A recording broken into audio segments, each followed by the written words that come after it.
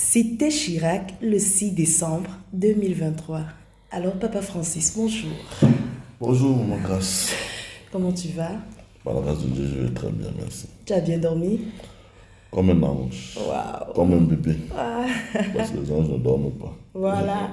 En tout cas, nous, la famille Tchabda, nous avons eu le privilège de t'avoir pendant ces quelques jours. Tout à fait. Voilà. Est-ce que tu peux me parler de ton séjour? Qu'est-ce qui te fait d'abord venir au Cameroun? Il y a quelques jours qui n'auraient peut-être pas pu arriver si j'avais respecté effectivement le programme pour lequel je venais au Cameroun. Parce qu'initialement, je venais au Cameroun par rapport à une situation familiale qui était la maladie de ma mère. Et donc, j'avais prévu donc d'être vraiment à sa disposition, quoi. C'est-à-dire que tout le temps de mon séjour, je venais pour passer du temps avec elle, vu qu'elle souffrait d'un problème de méningiome, c'est-à-dire qu'elle avait dans sa tête une tumeur bénigne qu'on lui a détectée il y a à peu près 1 an. Et donc il fallait absolument opérer d'après les médecins. C'est vraiment ça qui m'a amené en urgence, parce qu'on se disait que si elle doit être opérée, vu le risque de l'opération, il y avait des chances que peut-être elle meure, ou bien qu'elle sorte de là avec des graves séquelles, d'après ce que les médecins nous avaient dit. Donc, étant son fils aîné et ayant aussi la responsabilité de la famille, donc j'ai dû venir en urgence pour essayer de passer du temps avec elle et de la motiver. Et ça s'est bien passé? Le Sénat fait au-delà de nos attentes, parce qu'il faut dire que nous pensions effectivement que la seule alternative possible pour elle, c'était l'opération. Et on était un peu comme abattus, dans le sens où on se disait, ah tiens, si elle va en opération, elle peut mourir, parce que les risques étaient grands. Donc j'ai prié avant de venir, j'ai pris le temps de prier le Seigneur pour savoir qu'est-ce qu'il fallait faire, est-ce qu'il fallait l'opérer ou pas. Parce que moi j'étais parti avec mes frères et mes soeurs pour l'opération. Et donc le Seigneur a fait grâce et m'a fait comprendre, pendant que je le cherchais pour la situation de ma mère, que jusqu'à présent, alors que les médecins ne lui donnaient pas beaucoup de suites concrètes. Et déjà, les médecins nous posaient la question de savoir, est-ce qu'elle est encore normale, est-ce elle parle, est-ce qu'elle connaît les gens, est-ce qu'elle n'est pas déjà légume. Et quand j'ai dit aux médecins qu'elle n'était pas légume, ils étaient déjà d'abord surpris. C'était une première grande surprise. Et agréablement surpris aussi de la voir. Quand elle m'a vu, elle m'a tout de suite reconnu, embrassé. Et nous sommes sortis le lendemain. Elle était dans un état plus normal qu'une personne normale, quoi. C'est-à-dire qu'elle parlait, elle chantait, elle a même mimé, on est allé au restaurant ensemble, elle a chanté avec les chanteurs qui étaient là-bas et tout. Donc c'est pour dire qu'à la fin de la journée, le Seigneur me faisait seulement comprendre que je peux la guérir si je veux la guérir, sans l'intervention d'un homme. Alléluia. Et donc nous sommes là, nous avons tout remis en la main de Dieu. Amen. Et pour l'instant, l'opération que nous pensions, on a décidé de ne pas y aller et de laisser le Seigneur lui-même faire les choses. Amen. Amen. Depuis le Canada, tu m'avais déjà écrit Exactement. pour me dire que tu devais nous faire un coucou et de passage suite à ton arrivée du côté de Yaoundé. Et tu respectes, tu confirmes déjà le dimanche 3 décembre, tu confirmes que tu seras là le lundi 4. Et tu arrives. Et tu arrives même plus tôt que prévu, parce que tu m'avais parlé de 9h30. Exactement. Et tu arrives à 8h30. Exactement. Est-ce que tu peux nous parler de... Cette journée du 4 décembre restera, je pense, jamais gravée dans ma vie. Waouh. Parce qu'effectivement, je me suis levé ce matin-là. Je savais que, comme je t'avais expliqué, je viendrais vous faire un coucou. Et pour moi, c'était vraiment juste vous faire un coucou. Je n'avais pas d'autre intention. C'est-à-dire, je venais il y avait le programme qui a commencé depuis près de 2 mois, les 21 jours de jeûne, les 7 jours de jeûne. Et il faut noter que tu n'as pas fait allusion à ça. Exactement. Je n'ai pas parlé, il n'était pas question pour moi de venir, parce qu'avec tous les événements qui se passent au Cameroun, je n'étais pas dans la perspective de venir m'abreuver à la source. Voilà. J'étais vraiment, vous êtes ma famille, à caractère familial, je venais vous saluer. Et puis, je vous disais bonjour, et puis je reprenais ma route, je rentrais au Canada. Oui. Et puis donc, je me suis réveillé ce matin-là, fatigué, émotionnellement fatigué, spirituellement. Et j'ai pris ma route, 4h30, j'ai pris le bus. Wow. J'ai dormi dans le bus tout le long du voyage. Et à 8h30, donc, je suis arrivé. Je suis arrivé où je suis arrivé. Et puis, je suis donc arrivé à la maison. Et puis, quand je suis arrivé à la maison, je te rappelle, tu m'as reçu. Et tu pouvais bien lire dans mes yeux et dans ma façon de parler que je n'étais pas dans la forme habituelle. Parce que par la grâce de Dieu, tu es ma mère, Dieu a fait en sorte que je ne te cache jamais. Mon cœur, je l'ouvre toujours tel qu'il est. Ça, c'est vrai. Et je te dis non, là, vraiment, ma mère, toi aussi, je viens comme ça. Mais sache que vraiment, c'est le vrai ça ne donne pas. Ça ne donne pas. Mais bon, je suis là, je suis heureux de vous voir et c'est tout. Donc, c'est là, nous étions en train de discuter. Et puis, tu t'es mis à chanter. Et puis, on discutait, puis tout d'un coup, on était en train de faire le programme un peu de la journée. Qu'est-ce que je vais faire? Je te disais, bon, je vais monter, j'ai telle chose à déposer là-bas, j'ai telle chose à faire et tout. Donc, je m'apprêtais un gars comme ça, quand on a fini, je m'apprêtais à te dire que bon, moi, comme d'habitude, je prends ma moto et je m'en vais dans mes marches. Tu es plus qu'un Camerounais, quoi. Donc, je m'apprêtais à aller dans mes marches. Et puis, je te fais savoir qu'un instant, je vais dire quand même au frère que tu es là. Exactement. Voilà. Et quand le frère arrive, puisque toi, tu es même dans ta chambre. J'étais dans ma chambre, effectivement. Et puis, tu t'es d'abord mis à chanter. Je chantais. Tu t'es mis à chanter. Je chantais. Et quand je chantais comme ça, j'ai baissé ma tête. J'ai dit, ah Seigneur, je ne mérite même pas d'être là. Tel que je vois ma vie spirituelle actuellement. Parce que les gens ne se doutent pas souvent, peut-être c'est aussi ça, que même en tant que conducteur spirituel, nous avons des énormes challenges. Et qu'il peut arriver que dans des moments, nous soyons faibles. On essaie toujours, devant les frères et sœurs, de garder la bonne posture. Pour ne pas montrer qu'on était... Mais c'était difficile spirituellement, connu des lourdeurs, beaucoup de lourdeurs, c'était difficile. Les 2 derniers mois, particulièrement, étaient vraiment difficiles. Donc, même la période de jeûne qui était faite, je l'ai fait, mais sans un réel engouement. C'était que le programme était donné, au moins il faut le respecter. Partout. Donc, je jeûnais, je veux dire, c'était même plus une grève de la faim que autre chose. Mais je continue à crier à Dieu dans mon cœur que Seigneur, restaure-moi, Seigneur, relève-moi. J'ai besoin de ressentir le feu, j'ai besoin de ressentir cette flamme. Amen. Donc, alors là, je chante. Et là, tu chantes. Chante en gloire, gloire. Et puis quand tu as commencé à chanter, le frère chantait aussi. Le frère chantait aussi. Les autres qui étaient dans la maison. ont commencé à chanter. Oui. J'ai dit que quoi là? Et j'ai dit, je suis venu dans la maison de la sainteté. Vraiment, quelque chose, je ne sais pas si quelque chose va se passer ici, je ne sais pas. Bon, bref. Et puis j'ai baissé ma tête et j'ai commencé à... Tu t'es prosterné. Voilà. Après, je me suis prosterné. J'ai d'abord commencé à baisser ma tête. J'ai commencé à parler dans mon cœur. Seigneur, fais grâce, fais-moi grâce. Et puis, à un moment, je me suis prosterné face contre le lit sur lequel j'étais assis. Et puis, j'ai commencé à prier. Et puis, soudainement, je sens une main sur mon dos. Je sens une main qui Et en même temps, il y avait toujours la musique et le chant continuait. Et ça commençait à monter. Le chant montait de plus en plus avec force. Et je sens une main sur mon dos. Et la main était... Et au moment là, ce qui se passe dans mon cœur, c'est que j'étais en train de pleurer à Dieu. Mon indignité. Et cette main-là qui était sur mon dos, était comme en train de me consoler. Parce que j'ai commencé... C'est rare. J'ai commencé à pleurer. Waouh. Et c'est comme si la main était en train de me consoler. Et puis, le chant ne fait que monter. Et puis, subitement, j'entends une voix comme le tonnerre.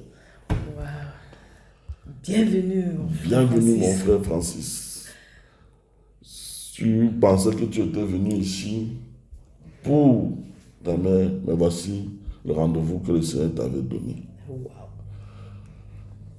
J'ai dit, Seigneur, comment ça se peut? Non, c'est pas possible. Comment tu m'as donné rendez-vous? Avec mon état, avec les difficultés que j'ai connues ces derniers mois.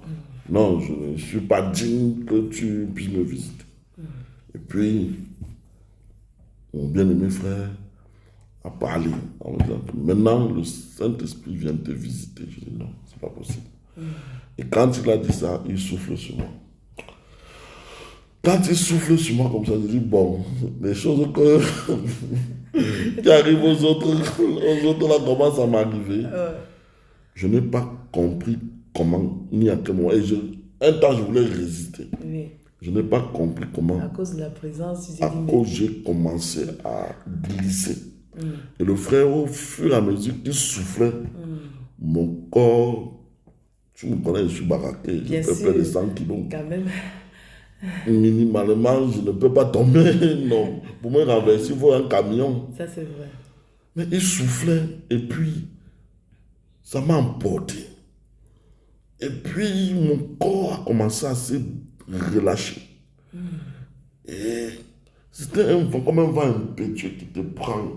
Et j'ai commencé à glisser. Wow. Je voulais me retenir, mais j'ai glissé. Il soufflait. J'ai glissé. Sans comprendre comment, à quel moment, j'ai commencé à taper sur lui. Taper fort sur lui. Et dans mon être, il y avait comme un balayage qui était en train de se faire. Wow. Et c'est comme quand le vent arrive et ça emporte, tu as un tas de poussière, ça. Wow. On a dit sweep away, donc c'est-à-dire ça échoué, ça, on voyait loin. Et il a soufflé sur moi. Et puis c'était fort. Et puis là, tu sens que l'atmosphère a changé. Tu sens que quelque chose est descendu. Exactement.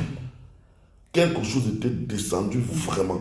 Et je peux dire, et ce que je disais encore à mon épouse quand je lui racontais, que jusqu'à présent, j'ai eu quand même quelques expériences avec le Seigneur, avec le Saint-Esprit, avec le parcours que j'ai. Mais jamais je n'ai eu cette expérience de toute ma vie spirituelle. Jamais. C'était juste incroyable, c'était juste indescriptible, c'était quelque chose, c'était fort. Wow. Et me voilà, je me retrouve au sol, je me retrouve en train de bouger, dans tous les sens. Je sens quelque chose, je sens une force qui parcourt ton corps, qui parcourt mon être. Ça monte, ça descend, ça monte, ça descend, ça monte, ça descend. Je dis waouh Seigneur, ça c'est merveilleux. Et puis le frère est parti, il a fini de souffler, il est parti au salon, il m'a laissé dans la chambre. Et quelque chose se passe quand il me laisse dans la chambre. Je me mets à genoux et je me mets à parler dans d'autres langues. Wow. Mais alors de manière... Parce que les gens pensent que c'est les onomatopées qu'on dit non. C'était vraiment une langue intelligible. C'est-à-dire, c'était avec des mots. C'est-à-dire, comme on parle français, quand quelqu'un parle français, quand quelqu'un a un français châtié, il est professeur de langue de français, quand il te parle, ce qu'il dit a un sens parce que les mots sont variés. C'est-à-dire, il y avait des mots qui étaient variés. Et dans mon cœur, je sais une chose, c'était que c'était une langue qui venait de l'Europe du Nord. Soit, c'était comme dans mon cœur, la pensée me disait, soit ça devait être du norvégien, ou le finnois, c'est-à-dire la langue qui est parlée en Finlande. D'accord. Et j'ai commencé à parler. J'ai commencé à parler. Pendant une dizaine de minutes, je parle. C'est-à-dire, je voulais me m'arrêter, mais ma bouche n'arrivait pas à s'arrêter. Wow. J'ai commencé donc à parler dans cette langue-là, langue intelligible des hommes. Je parlais pendant 5 à 10 minutes. Merveilleux Jésus. Et mon corps, je transpirais alors de tout, c'est-à-dire mon habit a commencé à être rempli de transpiration et j'étais totalement mouillé. Wow. Rien que ça, déjà, je me disais que c'était bon. Vous savez, c'était... Si ça ne s'arrêtait que là, je vais dire que, ah Seigneur, tu m'as fait grâce au-delà de mes attentes. Parce que quand je venais ici, là, jamais je ne venais comme ça. Jamais. Et puis donc, par la suite, le frère me dit de t'appeler parce que quand il souffle sur toi, comme il avait l'enfant, il a fini de souffler sur toi en portant l'enfant. Oui, parce qu'il portait Danana. Et comme il a porté, il soufflait sur toi. Après, il est allé au salon. Ouais, et le temps qu'il passe au salon, c'est là que tu parles cette langue-là. Je parle cette langue-là. Pendant qu'il est au salon, je suis en train de parler. Et cette langue qui t'est inconnue. Qui m'est inconnue. Je ne la connais pas. Wow. Je ne vais pas te dire que Dieu m'a déjà appris ça. Je ne connais pas. Voilà. Mais c'est une langue intelligible des hommes. Ça, c'est certain. Gloire au Seigneur Jésus. Je peux le reconnaître. Wow. Alors, quand il est au salon, il m'appelle, puisque moi, j'étais en train de chanter. Exactement. Il m'appelle. Il faut noter que quand ça a commencé, ça a saisi également les gens qui changeaient avec moi. Toute la maison, c'est-à-dire que je voyais seulement les gens sols, je voyais tout le monde qui chantait. On était tous saisis, au sol. C'était exact. Il y a quelque chose qui se passe ici. Je me suis demandé, donc ça veut dire que toute personne qui rentre ici, là, c'est comme ça que ça se passe. J'ai dit, waouh, merveilleux Jésus. C'était exceptionnel. Voilà, et quand je viens t'appeler, j'arrive au salon. J'arrive au salon, mon frère me dit, assieds-toi. Je m'assois. Bon, pour moi, c'était fini. C'était vraiment, je m'attendais que c'était fini. Mais il continue à chanter. La chanson repart de plus belle. Je dis, ok, bon, une chanson comme ça mérite que je me mette en prosternation. Je me prosterne devant le Seigneur. Alors, je me prosterne. Et puis, le frère lance un oracle me concernant. Commence à déclarer. Il déclare des paroles sur ma vie. Et puis, je tombe, c'est-à-dire, quand on tombe sur moi, je n'ai jamais expérimenté tomber évanouie. Mais j'ai eu peur, Papa Francis. Mon frère, j'ai cru qu'un tourbillon t'avait. Je n'ai jamais eu, je ne sais pas comment on tombe évanoui, mais ce jour-là, maintenant je sais comment, c'est que tomber évanoui. Quand quelqu'un tombe comme ça, je n'ai pas compris comment, et puis, c'est-à-dire, mes forces m'ont lâché. Je dis bien, je n'ai pas prémédité, préparé. Je suis tombé là comme un sac de patates. Poum! Et il avait toujours l'enfant assis, l'enfant était sur ses cuisses. C'est la dernière image que je vois avant que il commence maintenant encore à parler, à donner des oracles, à parler sur ma vie, à parler. Quand il parle, j'ai commencé j'étais comme, je crois que je sentais comme si j'étais dans l'eau, en train de nager. J'ai même commencé à faire des signes de natation. Comme ça, les bras comme ça. Voilà, exactement. Je nageais. C'était merveilleux. Je disais que, waouh, Seigneur, c'est quoi ça? C'est quel genre de pensée? Non, mais non, attends, non, la fête, c'est vraiment réel. C'est moi qui suis. En même temps, tu es là. En même temps, tu te demandes, est-ce que. Je me suis d'abord demandé, Seigneur, c'est moi qui suis en train de faire ça. J'ai fait ça exprès. Mais il y avait une force qui me poussait. Une force qui me poussait. Et puis il parlait. Et puis j'étais en train de me reculer. Et puis ça, c'était fort. Wow. C'était plus fort que dans la chambre. C'était beaucoup plus fort que dans la chambre. C'est-à-dire, je n'arrivais pas. À un moment donné, quand tu l'as dit, un ange vient sur toi. À signer. À être à tes côtés. À être à tes côtés. Exactement. Là, j'ai comme si, dès qu'il a dit ça, j'ai senti comme si on me ligotait. Et puis, une force, quelqu'un me prenait. Et puis, comme une décharge qui vient sur toi. J'ai commencé à dire, Seigneur, c'est pas possible. J'ai dit, Seigneur, c'est bon, j'ai compris, je le relâche. Je m'abandonne. Fais de moi ce que tu veux. Utilise-moi à ta guise. J'étais dépassé parce que en même temps, je voyais le film de ma vie qui passait. Je voyais ces derniers mois, ma faiblesse spirituelle.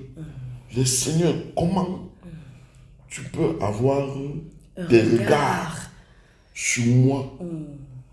Oui, je sais, je ne veux pas me le cacher. Je sais que j'étais appelé à servir Dieu. Mais je n'imaginais pas ça comme ça. Wow. Et donc, c'est après que je regarde la montre, quand c'est fini, je regarde la montre les 11h15.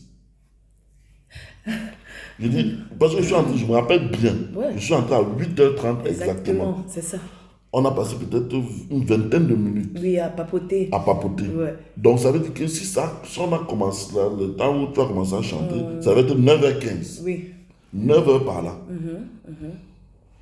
Je ne sais pas comment ça fait pour... Dans ma tête, c'était peut-être 30 minutes maximum. Oui. Je regarde la montre. Surtout qu'il y avait des personnes à rencontrer. Tu m'avais fait pas ton programme. Exactement. Tu dois avoir X pour X, tu dois avoir Y pour... Voilà. Je regarde la montre. Je vois 11h15. Je dis que c'est vraiment l'heure. Merveilleux Jésus. Donc, c'est-à-dire on a passé 2 heures. Merveilleux là, j'ai dit, Seigneur, c'est extraordinaire ce qui est en train de se passer. Merveilleux Jésus. J'étais bouleversé dans mon être. Et moi, à un moment, je t'ai entendu dire que Seigneur, pourquoi moi, je suis le moindre. Exactement. Le moindre. Exactement. Tu n'arrêtais pas de répéter ça. Je disais ça. exactement, Seigneur, mais je suis le moindre de tous. Oui. Parce que je me rendais compte que le Seigneur me visite, me donne des indications par rapport à ma vie. Oui. Par rapport à mon ministère. Et pourquoi, comment? Alors que s'il faut faire selon les hommes, il fallait que tu sois dans une condition au top de ta forme, que tu aies déjà fait plein de choses pour que le Seigneur vienne te dire, bon c'est bon maintenant, mon type, voilà ce que je dis sur toi. Mais Dieu te... Et c'est là où j'ai expérimenté ce que le Paul dit, que c'est quand je suis faible qu'il est fort. Amen. Je me réjouis de ma faiblesse, Amen. parce que dans ma faiblesse, Dieu tire sa force et manifeste sa force. Amen. C'est-à-dire, il y a des choses que je savais de manière intellectuelle.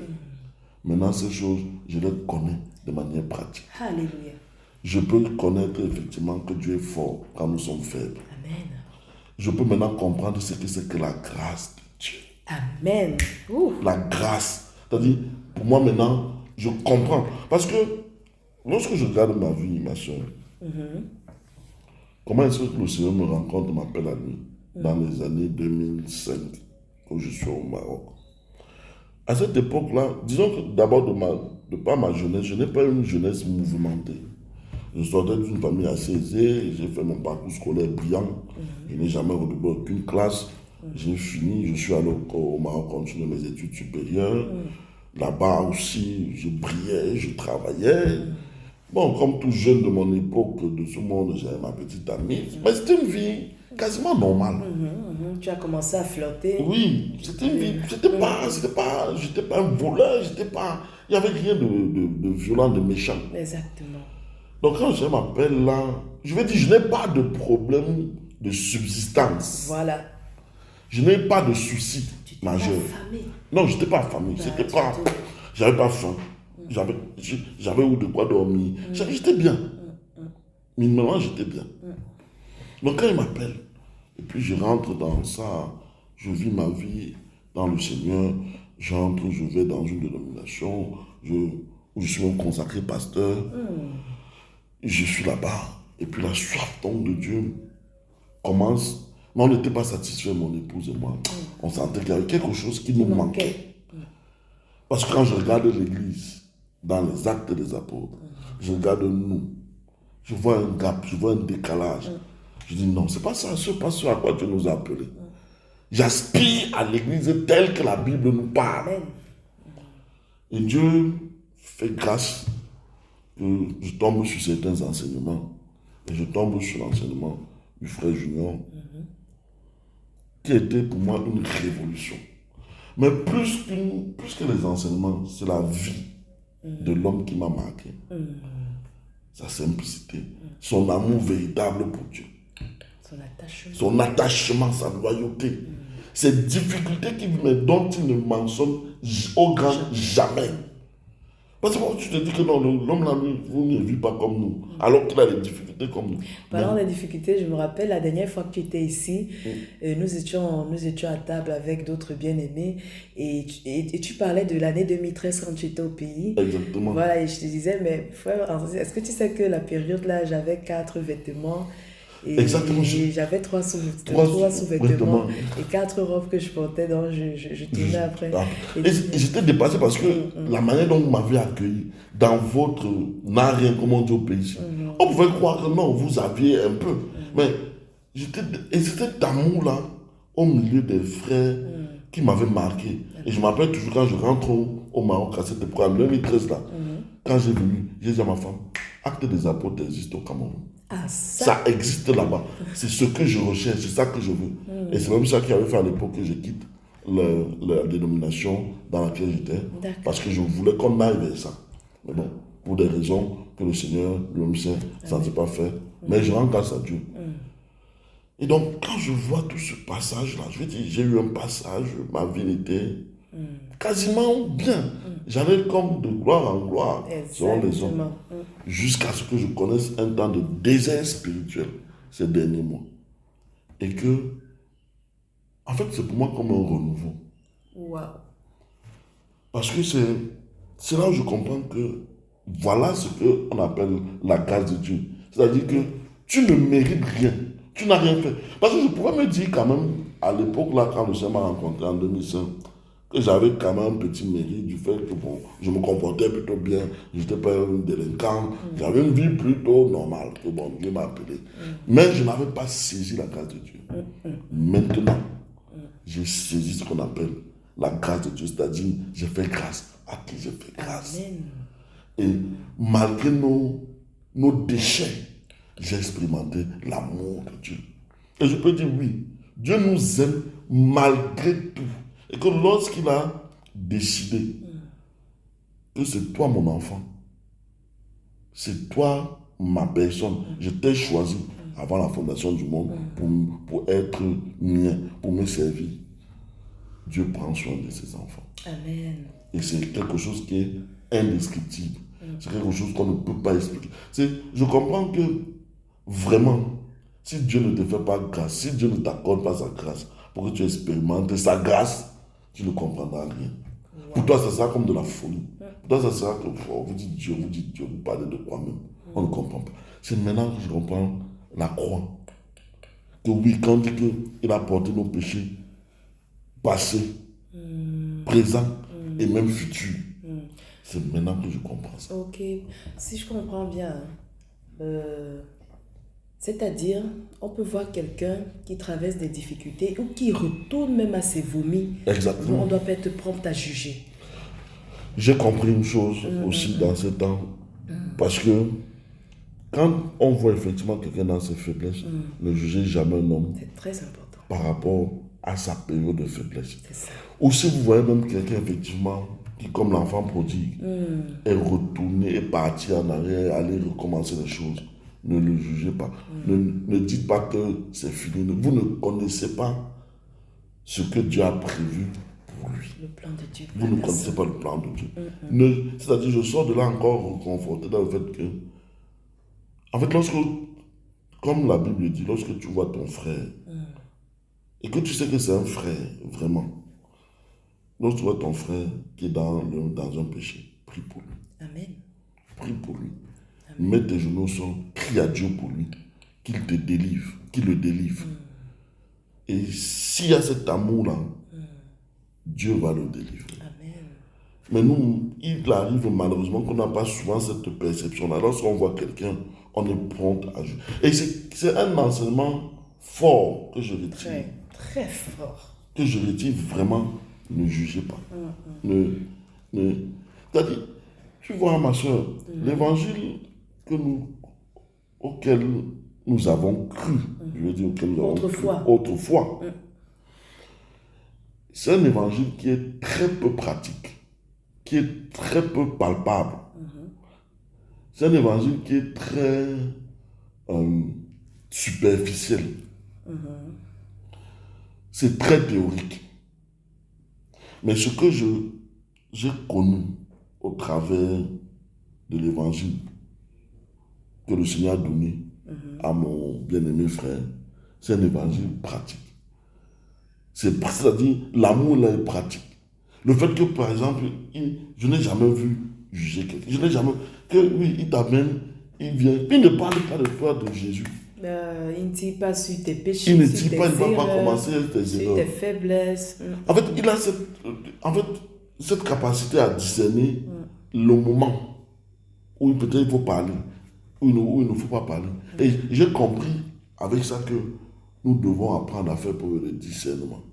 Amen. Et nous, comme tu as si bien dit, éviter de juger, de tirer une conclusion lorsque vous voyez quelqu'un qui est faible. Amen. Lorsque quelqu'un est dans le péché, éviter de tirer une conclusion. Parce qu'il n'y a qu'une seule personne qui connaît la fin de quelqu'un. C'est le Seigneur. C'est le Seigneur. Amen. Et donc, je sors de là. Je ne venais pas m'abreuver, mais je me suis plus qu'abreuvé. Tu es plutôt requinqué alors. Je suis requinqué, déterminé, motivé. Wow. Je savais plus ou moins où j'allais. Maintenant, je sais un peu mieux où je suis en train d'aller. Je comprends maintenant mieux vers quoi le Seigneur, pourquoi est-ce que le Seigneur est en train de susciter cet temps. Nous sommes en train, où il a dit, depuis plus de combien d'années le réveil arrive. Et je suis en train de voir cela s'accomplir chaque jour, un petit peu plus. J'ai remarqué que tu étais dans les VAPS le lundi là. Non, ma soeur, comment t'expliques ça? Parce que quand tu parles encore là, je revois cette image et je te vois encore. J'étais plus que dans les VAPS. En fait, je ne croyais, c'est-à-dire que je me demandais est-ce que je suis en train de rêver, c'est moi qui suis là, c'est moi qui ai vécu ça. Est-ce que c'est moi qui suis assis là? C'était quelque chose d'incroyable. C'était vraiment quelque chose d'incroyable. Et je dis, je rends gloire à Dieu. Amen. Je rends gloire au Seigneur. Amen. De sa miséricorde, c'est sa quand bonté. même curieux parce que quand tu quittais, tu n'as pas fait allusion à ça, tu ne pensais même pas à ça. Je dis que j'étais venu vous saluer. C'était mon but, je vous saluer. Tu dors avec nous là, c'est quelques jours. C'est 2 jours là. Et je pars. Tu vas revoir je rentre pour voir la maman et puis je porte mon vol. Je rentre au Canada, à Evenkopura. Je ne sais pas ce qui va se passer. Mais je savais au fond de moi, même dans ce temps quand même de difficulté, il faut le reconnaître, sinon ce serait mentir au Seigneur. Je disais toujours à mon épouse, il y avait de l'espoir. Quelque chose va se faire. Amen. Quelque chose va se faire. Je ne suis pas fier de cet état spirituel qu'on a. Mais je sais ma femme. Ça veut dire que ton épouse et toi, vous saviez qu'il y avait quelque chose qui n'allait pas. On vivait. Ça ne décollait pas. On prie. Voilà. Mais ça ne monte pas comme il faut. C'est ça. La fatigue. La lourdeur. La lourdeur. Voilà. Difficulté à méditer, difficulté à prier. Parfois même donc, une sorte d'oppression. Oppression. Tu as trouvé le mot, merci. Une forte oppression. Mais vraiment forte oppression. Où tu restes, tu ferais 1 journée, 2 journées, tu ne veux pas ouvrir ta Bible. Wow. Comment tu expliques? Ça alors. Quelqu'un qui aime les Écritures. Tu t'assures. Tu fais des jours comme ça, tu passes. Et c'est peut-être 3 jours, 4 jours, tiens, je n'ai pas médité. Je dis, mais Seigneur, j'ai jamais connu ça. Et ça a perdu sur le temps. Oui, des fois, tu essaies de te rattraper. Et même quand tu veux te rattraper, après 30 minutes, le sommeil est en train de te fatiguer. Tu dis, il faut que je me réveille. Mais même quand tu lis, tu sens ton cœur comme froid. Ça ne te pénètre pas en fait. Ça n'entre pas. Ça n'entre pas. C'était sec quand on épouse, elle peut bien raconter. Et tu te rends compte que vous faites des efforts, mais ça en vain. En vain. Et c'est là où tu comprends. En fait, et ce qui était bizarre, je dis, Dieu savait. C'était sec comme ça. Et la seule preuve qu'on avait, on a besoin du Saint-Esprit. Il nous faut le Saint-Esprit. Et Dieu merci parce que vous n'êtes pas trompé. Oui. Vous ne vous êtes pas menti. Vous avez reconnu votre état spirituel. Non, tu vas cacher. Bon, madame et moi, on est à deux. On peut... Non, parce qu'il y a des hommes, il y a des couples parfois qui sont un peu... quand c'est fort, le mari fait un peu d'une certaine façon. Moi, j'ai la grâce d'avoir une femme qui, elle... Merveilleuse. Merveilleuse. Elle est merveilleuse. Elle, quand c'est A, c'est A. Elle ne va pas te cajoler dans le sens du poids. Non, Marie, vraiment, ça va. Non. Elle dit, ça ne va pas, ça ne donne pas. Tu ne nous portes pas spirituellement. Elle te rabat chaque matin, midi, soir. Comme Marie, ça ne va pas. On est en bas. Ça ne va pas. Je ne suis pas content, je ne suis pas en joie. On ne s'est pas marié pour ça. Notre fondement, c'était Jésus-Christ. Mais ça ne va pas. On ne prie pas comme il faut et tout. Elle me le rappelait. Et parfois, je disais, j'essaie ma femme. Gloire à Dieu pour la vie de maman. Amen. Mais je lui disais toujours, ma femme, je ne suis pas en train de justifier mon état de faiblesse. Il faut que tu me comprennes bien. Bien sûr. Je ne suis pas content de ça. Mais je sais que le Seigneur va faire. Amen. Je sais que ça va finir par aller. Parce que Dieu a tellement dit de choses sur notre vie qui vont s'accomplir que je ne vois pas comment ça ne s'accomplirait pas. Et je vous disais, tout qu'il y a, tu sais, il y a des phases dans la vie des hommes. Parce que Dieu, en fait... De tout homme. De tout homme, maman Gasse, de tout homme. Parce qu'en fait, je dis, Dieu ne partage sa gloire avec personne. Et il le fait en fait pour que nous sachions véritablement que nous dépendons entièrement et totalement de lui. Parce que si nous... Je vais dire, je profite pour dire à quelqu'un qui va passer par ces temps. Dans tes temps de faiblesse, ça arrivera. Et c'est Dieu même qui permettra. Mais pourquoi est-ce qu'il le permet? Il le permet pour un seul but. Pour que tu te rappelles à chaque fois que ta vie ne dépend pas de toi, de tes efforts, de quoi que ce soit. Parce que même les efforts que tu fais, c'est Dieu qui te donne de les faire. N'est-il pas écrit que c'est lui qui nous donne le vouloir et le faire selon son plaisir. Et donc ça veut dire que tu peux penser que tu fais parce que tu as la capacité ou tu es fort d'une certaine manière. Mais en réalité, ce n'est pas parce que tu es fort. C'est parce qu'il est fort en toi. Amen. Ce n'est pas parce que tu es grand. C'est parce qu'il est grand en toi. Amen. Et donc, il va parfois te laisser. Peut-être c'est pour guérir aussi de l'orgueil. C'est pour casser notre orgueil. Amen. Pour que nous comprenions que vraiment nous ne dépendons que de lui. Amen. Parce que Dieu a ces différentes manières de parler, de se révéler à nous. De nous mouler. De nous mouler. Il ne nous moule pas comme on pense que les hommes nous moulent. Mais il nous moule à sa façon. Et il nous laisse dans des temps de faiblesse. Tu tournes en rond comme ça, tu cherches, ça ne va pas. Il te laisse, il te regarde. Et il est là. Il est bien présent même. Les yeux fixés sur toi. Pour que quand ça arrive au temps, moment marqué, de dire voilà ce que je voulais te faire comprendre. Amen. Je t'ai laissé passer dans toutes ces faiblesses-là. Tu as fait tout ce que tu as fait. Mais je voulais que tu comprennes que ma grâce te suffit. C'est moi qui te fais grâce. Ce n'est pas toi. Parce que oui, j'avais atteint un niveau, je le reconnais, en termes d'écriture, mon épouse dit, les frères petits, j'avoue que mes yeux commençaient à s'ouvrir. Quand je ouvre la parole comme ça, je prends un verset biblique. Le Seigneur me fait grâce de comprendre sa pensée, ce qu'il voulait dire exactement. Donc je comprenais un certain nombre de choses. J'étais à l'aise quand on m'appelle une question qui était compliquée. Je m'appelle un frère du Maroc qui m'appelle une fois pour me dire, tiens, il y a le verset là où on dit que quand Paul avait les yeux fermés, il a entendu une voix et ceux qui étaient avec lui n'entendirent pas. Mais dans un autre verset, on dit le contraire, ils entendaient. Mais quand tu m'as pris ça, je lui ai expliqué. Voilà ce que ça voulait dire. C'était clair. C'était propre. Limpide. Il me regarde et me dit que mince. J'ai jamais vu ça comme ça. C'est ton niveau là, c'est ce que tu prends. Et donc quand tu vois ça, tu peux te dire, ouais, bon, j'ai peut-être atteint un niveau, j'explique les écritures, je suis assis. Je suis assis. Je te dis, mon petit, calme-toi. Calme-toi. Calme-toi vite, calme-toi vite. Parce que je te vois, je te laisse comme ça, même là. En fait, on doit me rendre grâce à Dieu parce qu'il Amen. sait que s'il te laisse comme ça, devant, Satan peut essayer de pousser ton orgueil.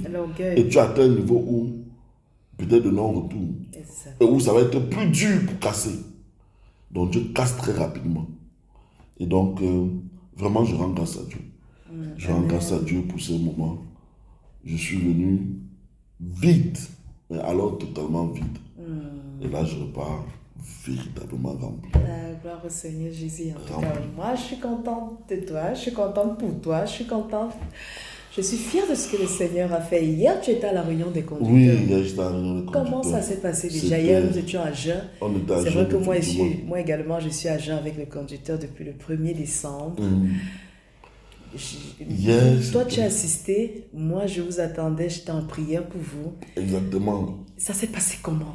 On arrive d'abord à 17h avec je vois mes frères que je n'avais pas vus depuis. Et puis, oui, on a commencé à 17h exactement le temps de prière. Dès que le frère arrive et dès qu'on commence à terrible pluie commence. Une pluie torrentielle. Une pluie torrentielle avec tonnerre.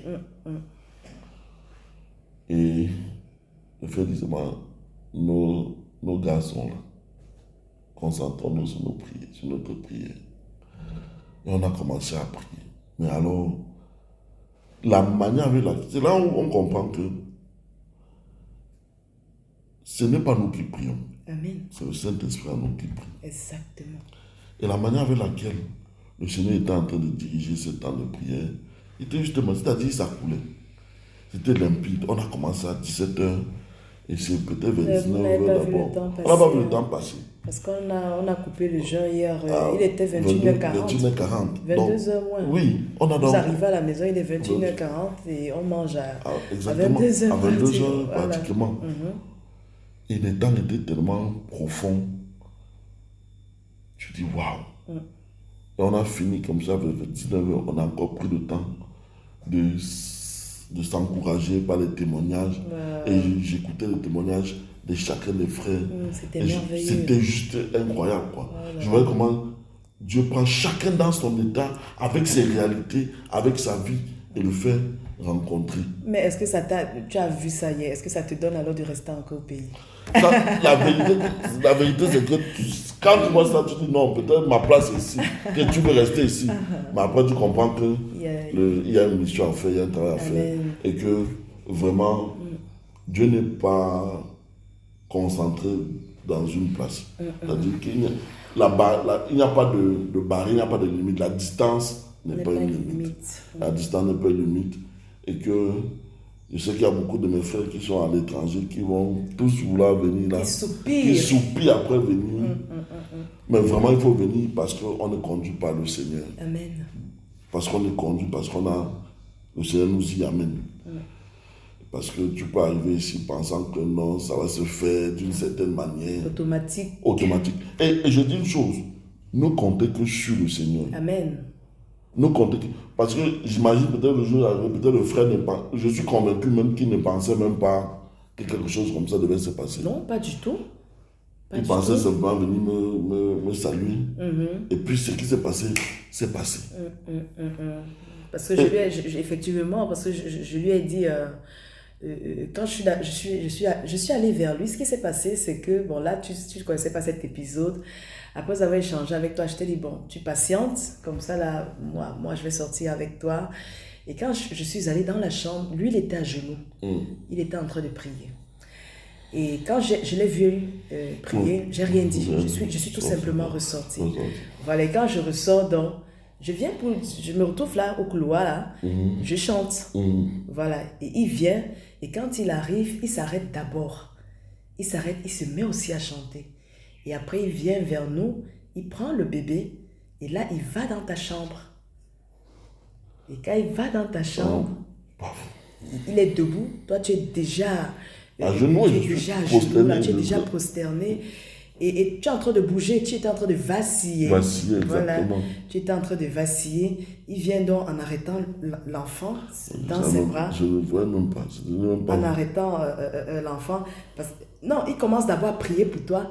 Et après, il prend l'enfant. L'enfant ne pleurait même pas. Curieusement, moi, j'étais très surprise parce que Dana elle n'a même pas dérangé du tout. Oui. Elle était très sage. Et là, il prie pour toi. Il commence donc à parler. Il te touche d'abord. Il met d'abord la main sur ton dos. Exactement. Comme je dis, il met la main, je sens. Au moment où il met la main, ça coïncide, mais au moment où mon cœur est en train de pleurer, et même mes larmes commençaient à couler. Et c'était d'abord comme une consolation. Voilà. Il me conseille de toucher mon dos, calmement, doucement. Il touchait mon dos. Et je sentais vraiment comme la main d'un père qui est en train de consoler, soit consoler mon fils, soit consoler, ça va aller. Et il prend même l'enfant parce que celle qui tenait l'enfant, elle était tombée. Elle s'est retrouvée au sol. Elle s'est retrouvée au sol. Donc comme nous tous là, nous étions déjà coincés, il a été obligé de prendre l'enfant, quoi. Ouais. C'est merveilleux, c'est tout simplement merveilleux ce que le Seigneur fait. C'est vraiment pour dire, je voulais juste préciser. Non, si tu as des choses à dire, tu peux dire. À mes frères qui soupirent, il n'y a pas de limite, il n'y a pas de distance. Et que vraiment il faut s'attendre à Dieu. Amen. Ne pas s'attendre à un homme. Amen. Absolument pas. Amen. Parce que c'est Dieu faisant au travers d'un homme. Exactement. Si vous venez vous attendre à ce que non, le frère Junior va absolument prier pour vous, vous pouvez être déçu. C'est ça. Et vous vous dites que comme il n'a pas prié pour moi, ça veut dire que non, peut-être c'est pas un vrai homme de Dieu, ou bien l'affaire qu'on parle, dont on est en train de dire au Cameroun là, c'est du n'importe quoi. Non. Il faut vraiment s'attendre au Seigneur. Il faut venir avec cette attente profonde. Et que si Dieu veut agir, Amen. Il agira. Amen. Ce n'est pas une affaire de j'ai choisi d'agir. C'est moi qui décide comment ça va se faire. Non. C'est que c'est Dieu qui décide. Et vraiment, il faut qu'on soit dans cette attente, dans cette soif, que nos regards soient fixés sur le Seigneur. Et je rends grâce à Dieu. Pourquoi, ma soeur, grâce. Et je partageais ce témoignage hier. Lorsque je vois l'évolution des choses depuis 2013 et ce qui a commencé depuis deux mois là, avec les prières de guerre, etc., je peux ressentir dans le cœur de beaucoup de frères un attachement à Dieu plutôt qu'à l'homme de Dieu. Tu vois, je sens que de plus en plus, les gens commencent quand même à se détacher. C'est vrai. Ne plus mettre leur attente sur l'homme, mais mettre leur attente sur Dieu. Seigneur. Et je disais, je rendais grâce à Dieu parce que je sais que ça a toujours été le soupir de mon frère, que les hommes regardent à Dieu seul et ne regardent pas. Et que ça soit ainsi partout. Parce que ce qui va commencer, et qui a déjà même commencé, Dieu va utiliser beaucoup d'entre nous de manière extraordinaire, de manière merveilleuse, à un niveau où le sommet qui va permettre que nous atteignions, sachant aussi que la chute peut être très grave si nous ne prêtons pas attention. J'ai bien peur.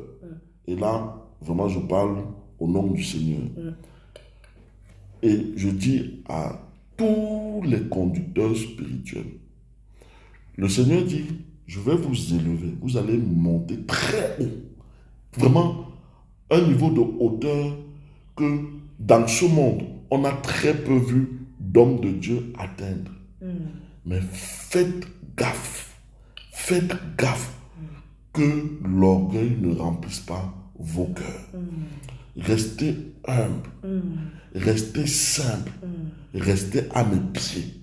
C'est seulement à ce prix-là que vous demeurerez dans la simplicité, dans l'humilité et que vous ne tomberez pas. Amen. Malheur à l'homme qui ne prendra pas ces paroles au sérieux et qui laissera l'orgueil remplir son cœur.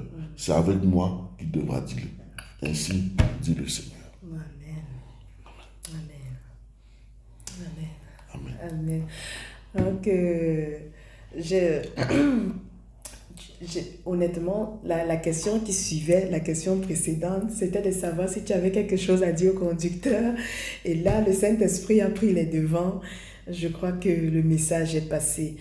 Autrefois, nous étions, suite au parcours, à ce qui s'est passé les 21 jours, il y a eu l'apôtre, le frère Donatien. Après lui, il y a eu le témoignage du frère, l'apôtre Alphonse.